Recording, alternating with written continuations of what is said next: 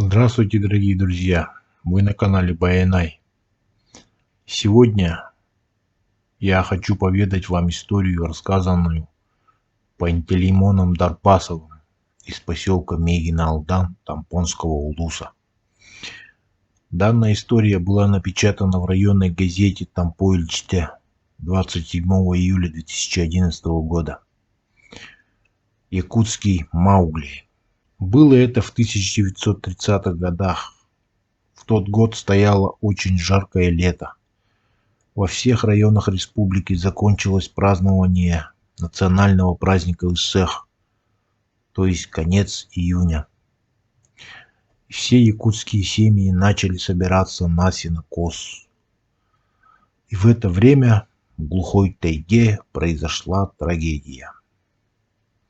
Медведица с медвежонком бродили по берегу реки Алдан в поисках травы и ягод. И вот в одно прекрасное утро набрели они на очень густые заросли смородины. И то ли от своей неопытности, то ли от неосторожности медведица отвлеклась на что-то, отошла от своего медвежонка на некоторое расстояние и задержалась немного дольше обычного. А когда вернулась к своему медвежонку, она застала страшную картину. Два волка держали в зубах ее малыша и разрывали на куски. Вне себя от ярости, с громким диким ревом она набросилась на волков. Не видя ничего перед собой, она взрывала мощными лапами землю, крушила деревья и дико ревела. Лес содрогнулся. Слезы душили сердце матери, но серые разбойники ушли безнаказанными. Не видавшая в жизни такого горя медведица долго плакала над останками своего малыша. Долго ее рев разносился по тайге. Случилось так, что трагедия эта произошла недалеко от мест, где находились сенокосные луга одной молодой семьи. И, конечно же, об этом знала и медведица. И в тот миг, что случилось в сердце или в голове дикого зверя, точно никто не может сказать. Но медведица направилась к табору людей. Набухшие груди больно ныли под тяжестью молока. Притаивший зверь долго всматривалась в движение на таборе. Все взрослые на тот момент и молодые были на полях и косили сено. На таборе была только старуха и ее годовалый малыш. В то время как старуха начала разводить дымокур от мошки и гнуса, ее годовалый внук играл камушками да веточками недалеко от нее на полянке. И то ли показалось медведице, что это ее малыш-медвежонок сидит там и также играет. Материнский инстинкт ударил по медведице от макушки до самого коготочка. Медведица начала тихонько подкрадываться к ребенку. И вот, когда она подползла на пару прыжков, ребенок, никогда не видевший зверя, своими невинными глазками без страха и удивления разглядывал ее. В два прыжка медведица оказалась рядом с малышом, схватила зубами его за штанишки и мигом помчалась к лесу.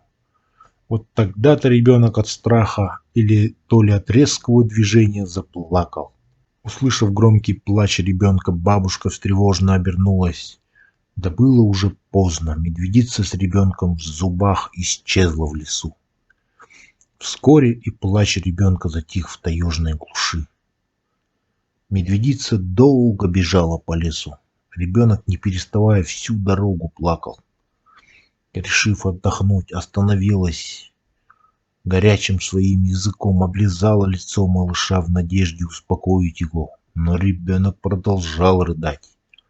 Медведь — это очень умное животное. Она знала, что люди все равно погонятся за ней, и решила бежать без остановок еще дальше. Осторожно перехватив зубами ребенка за штаны, она пустилась в дальний путь. Лишь к ночи остановилась она в приметном ей глухом месте. Удобно расположившись, обняла уставшего ребенка и, прижав к себе, дала ему грудь. Напуганный, голодный ребенок прижался к теплу и, наевшись, крепко уснул, посапывая во сне. Медведица крепко прижала к себе малыша и лизала соленое от слез лицо. И только тогда в душе дикого зверя воцарился покой. А в это время в лагере сенокосчиков началась паника. Мужчины, вернувшись с косьбы, схватив ружья, сразу кинулись в лес на поиски. Они обошли всю округу, но кроме следов в лесной грязи ничего не нашли. Поиски продолжались каждый день. И только через несколько дней, когда все уже устали, было потеряно много времени, все решили, что ребенка съел медведь. И решено было прекратить поиски. Это была самая ужасная весть для родителей ребенка. Тем временем в лесу, через несколько дней после исчезновения, человеческий ребенок уже сам шел за огромным диким зверем. Медведица неторопливо шла, время от времени останавливаясь, оборачиваясь назад, чтобы удостовериться, что малыш не отстал. Набредая на богатые ягоды, орехами и съедобными кореньями места, она от души жировала, зная, что ребенку необходимо молоко. Малыш несколько раз в день припадал к груди медведицы, питался ее жирным молоком. Также питался он тем, что находила для него новая спутница. Это ягоды шиповника, голубики, смородины. Позже в рационе лесных скитальцев стали появляться не вставшие на крыло утята, а также зазевавшиеся зайцы. С середины августа еды стало больше, комаров меньше, но и ночи стали холоднее. К этому времени в сосновом бору медведица вырыла глубокую берлогу, устлала все дно сухой травой и мхом. Проводили мать с сыном холодные ночи в тепле новой берлоги, а днем они все так же кушали ягоды и привольно бродили по лесу. Ребенок уже научился быстро бегать за медведицей. Однажды осенью, как будто цепочкой, послышались выстрелы.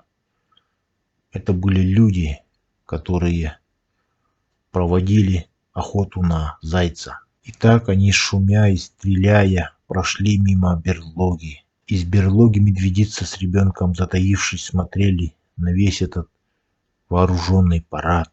Потом медведица обернулась и в одобрение того, что малыш не шумел, лизнула малыша в лицо. Малыш радостно ей улыбнулся и обнял. Вот и наступили холода, выпал первый снег. Ребенок впервые удивленно увидел свои отпечатки босой ноги на снегу и играючи всматривался в них долго и долго. Вскоре залегла медведица в берлогу, и ребенок тоже спал долгое время в теплых объятиях новой матери. В берлоге темно, хоть глаз выколи. Проснется мальчик, пососет грудь медведицы, посидит немного в тишине да во тьме и обратно спать. Поздней осенью один охотник в поисках пушнины набрел случайно на берлогу. Запомнив это место, собрал ватагу из 4 человек и решили добыть медведя в берлоге. Подъехали они на своих санных лошадях к берлоге.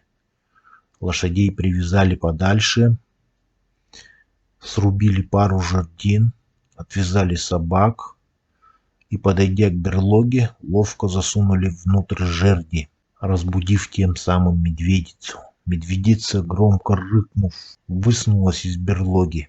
Охотники встретили ее залпом выстрелов в грудь. Горячая кровь окропила снег. Медведица упала. Радостно ликовали охотники над добычей. И вдруг из темной глубины послышался детский плач. Охотников будто приморозило на месте.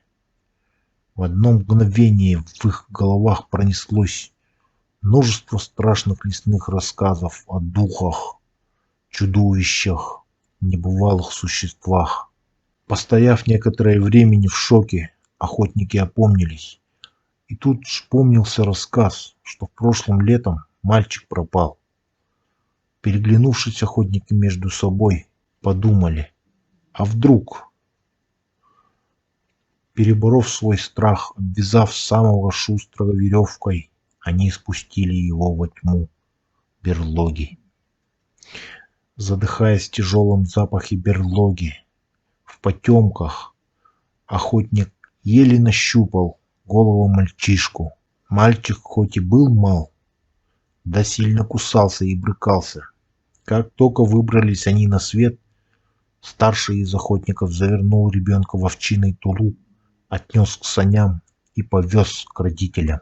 Оставшиеся охотники принялись за разделку добытого зверя. Ребенок на первых порах дичился родителей, не мог ни есть, ни спать. Очень страдал, страдали и его родители.